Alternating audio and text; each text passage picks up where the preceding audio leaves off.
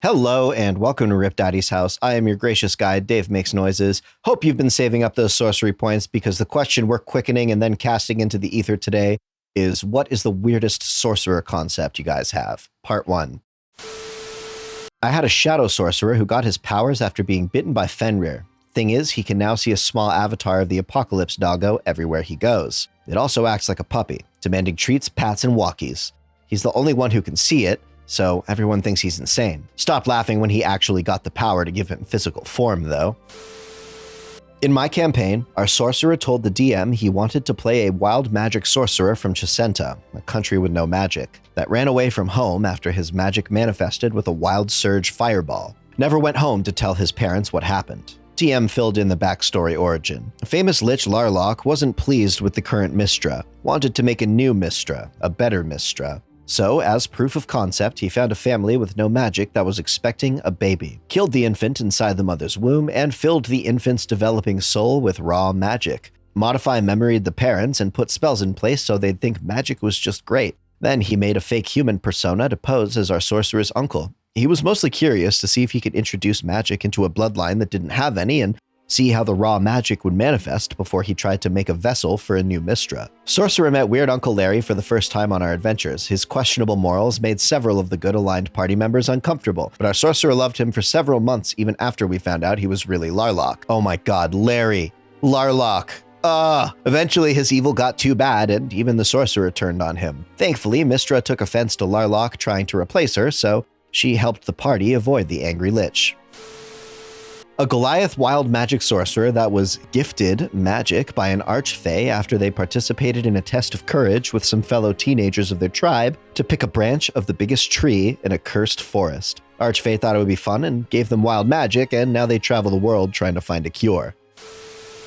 An aberrant mind sorcerer, race elf, most likely, named Eldon. An elven wizard with delusions of grandeur managed to swap his essence with that of an elder brain, leaving the body behind to die as a mortal should not be able to contain that essence, and yet by fluke or by something the wizard missed in his spell, his body, and thus the elder brain, survived. He now seeks to return to his body and rule his enclave of flayers once more. He definitely starts as lawful evil, but with an odd naivete to it.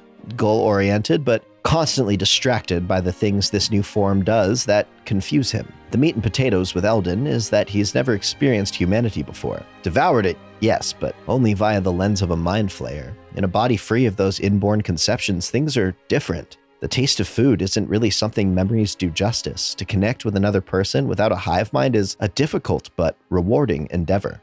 And emotions, it's overwhelming, confusing, painful, and amazing. He's stuck with the bag for a lot of the wizard's crimes from his long elven life, but also, eventually, allies and wealth. Will it end with the Eldon reclaiming his true form, or becoming a new individual himself? A divine soul sorcerer that insists God sent him to help people for free, unlike false priests that demand money for every deed. Basically Jesus. I guess clerics would hate him. :D. I have an Eldritch Knight Foxfolk, Graviturge Wizard Kenku, Wizard Serviturge, homebrew race, basically centaurs but deer, and a work-in-progress Aarakocra Goose Bard. But my biggest project so far is a class/subclass Witch Doctor.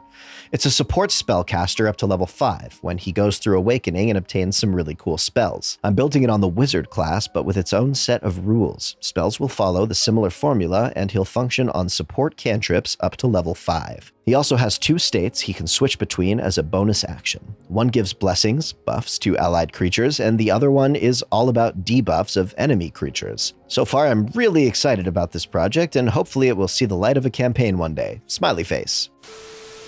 Maybe not the weirdest, but I always wanted to play a sorcerer based off of Jason from The Good Place. Whenever I had a hard problem, I threw a fireball at it. Boom! And then I had a different problem. Just being fun-loving and using my immense innate magic power to do party tricks and dance routines sounds like a blast. One of my friends made a sorcerer homebrew that was basically a dude who injected some nasty stuff into his blood to get a high from it and got magical powers instead. By injecting different stuff into his body, he can gain temporary buffs to his power, like temporary sorcery points, special resistances, and certain features. Unsurprisingly, this combined with a wisdom of 7 led to what was essentially a modified wild magic sorcerer. Bit off topic, but just a subclass idea I had for sorcerers. Maybe a little OP, but I tried throwing some unique ideas in the mix. Sorcerer, Arcane avatar. Many sorcerers gain a magical bloodline from powerful beings. Very few sorcerers can claim that they have been granted magical powers straight from the source. Arcane avatars are a rare breed of magic users that are the very embodiment of magic. Although this sounds in theory like an individual with the unlimited potential of magic, these hosts struggle every day to harness their full potential. Magic has no limits when it comes to its potential, but a mortal requires years of harnessing this power in order to control it effectively, and more importantly, safely. Magic fabrications. Starting at first level, you gain the ability to channel magic into objects of pure arcane matter. These objects orbit around you in an invisible, ever-present field of magical energy. Choose one of the options below to be your active magical object that orbits around you. This object can be changed during long rests. Arcane weapon. As a reaction, you can attack an enemy that enters in range within 5 feet of you. Charisma mod plus proficiency bonus to hit, and 1d6 force damage. If hit, an enemy is pushed back 5 feet. Shield. Physical damage you receive is reduced by your charisma mod. Sphere. Heal your sorcerer level in hit points when you go down and teleport 30 feet away. This ability is regained after 1d4 long rests. Reticle. Plus 1 to hit and damage with ranged magic attacks. Dual dodecahedrons. Add 1 more damage die when you critically hit.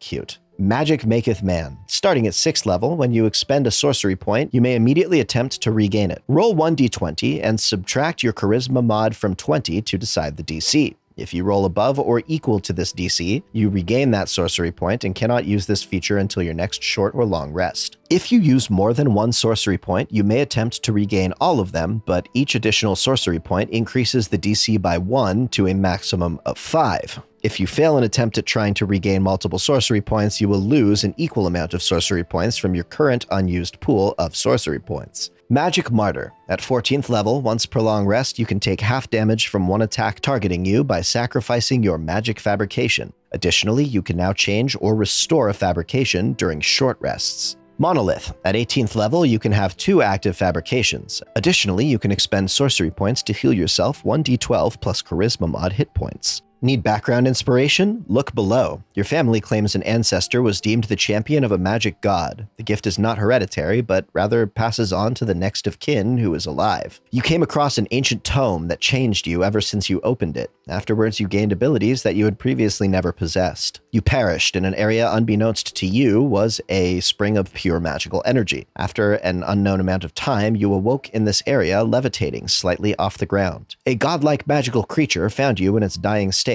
They imbued you with whatever magical energy they had left within them directly into your body. A coven of wizards, warlocks, and sorcerers decided to shed a fraction of their power into a vessel in an attempt to create a powerful entity. That vessel happened to be you. You awoke one day not knowing anything about who you were. You arose in an ancient magical site of floating rock structures lined with magical sigils. Some of these sigils appeared as birthmarks on your body. I had a concept with the DM that each player got a wizard with a different school of magic. Mine, of course, was driven mad from a cursed book. I don't know why that's obvious, but okay, and I would have to roll a d20 to use the right spell.